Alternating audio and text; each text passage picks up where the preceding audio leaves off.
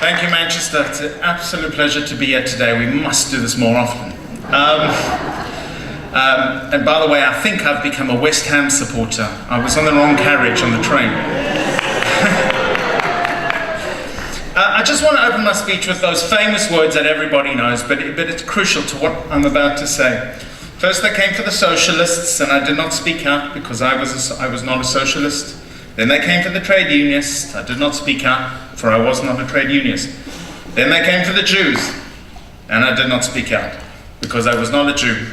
Then they came for me, and then there was no one left to speak.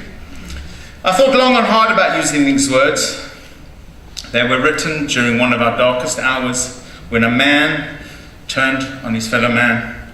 But since then, they've become somewhat a bit of a cliche, intended to wrap the mantle of victimhood around the user.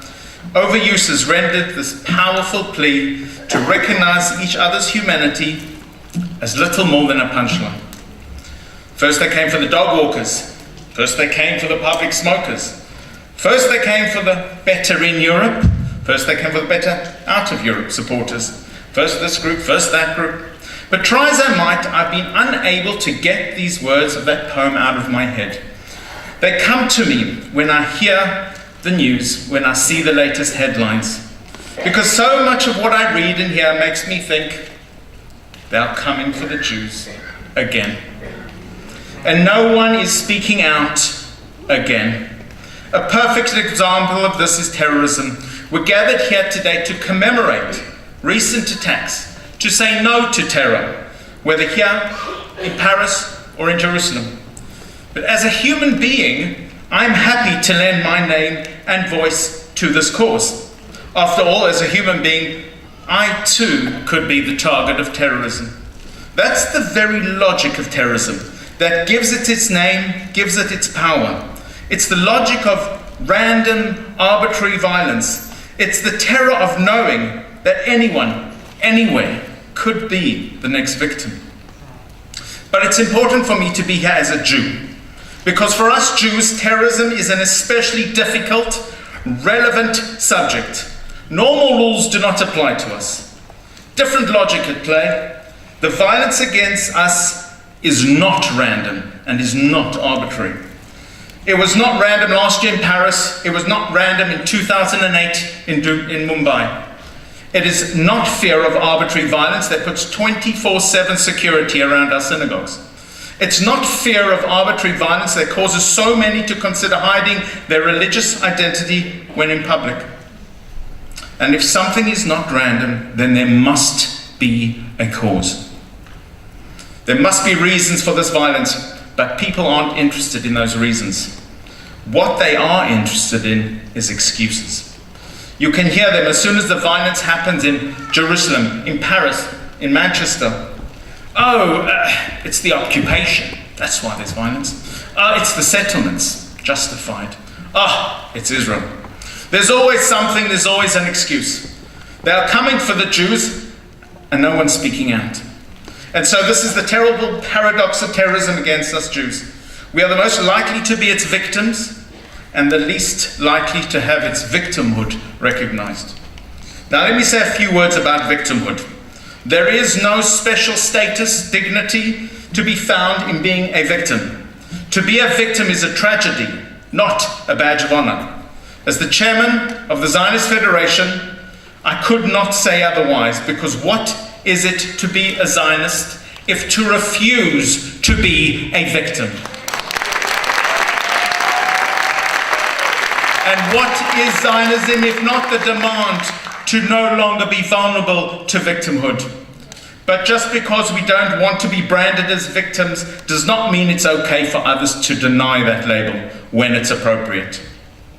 This means that when a Palestinian attempts to stab or shoot or murder innocent men, women, and children, and they are killed in action, their deaths should not lead the news agenda. It means that when those Palestinians die, headlines should be able to distinguish between victims and between terrorists.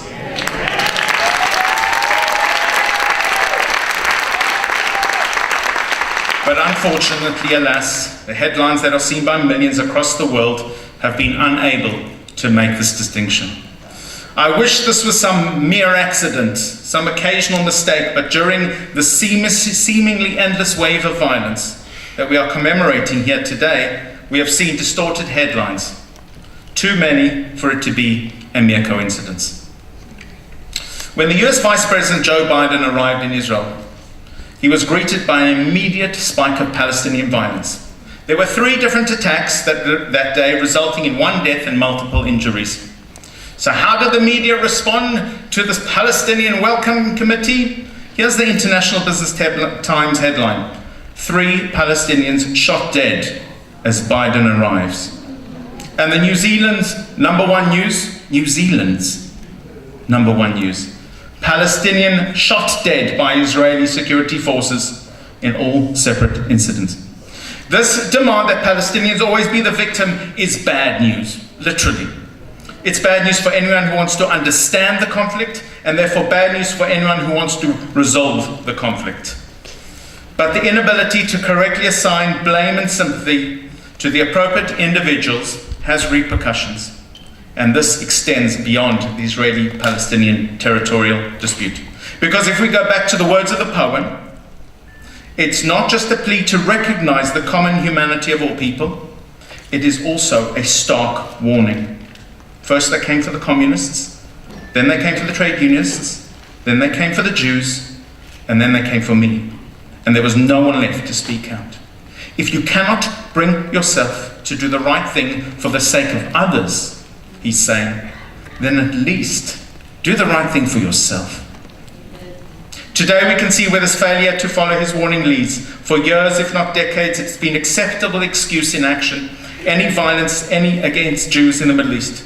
Terrorism was unacceptable unless it's against Jews, in which case it's resistance.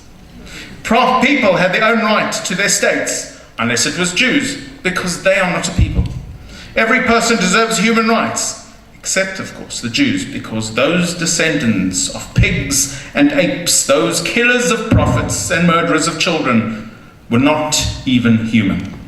Now look at the Middle East and see where this blind eye attitude to extremism and fanaticism has led them. Suicide bombings in mosques, genocide and ethnic cleansing against minorities, child soldiers groomed to murder their enemies. First they came for the Jews, and I said nothing. Then they came for the Yazidis, and I said nothing. Then for the Christians, then for the Kurds. And look at Europe, terrorist atrocities across the continent. First they came for the Jews, and I said nothing. Then they came for the cartoonists. Then they came for the music fans. For the people simply out on a Friday night. So we are here today to say no to terror, yes to peace. And we want as many people to speak up as possible, and that's why you are here today. Because if you do not speak out for us today, who will be there to speak out for all of us tomorrow? Thank you very much.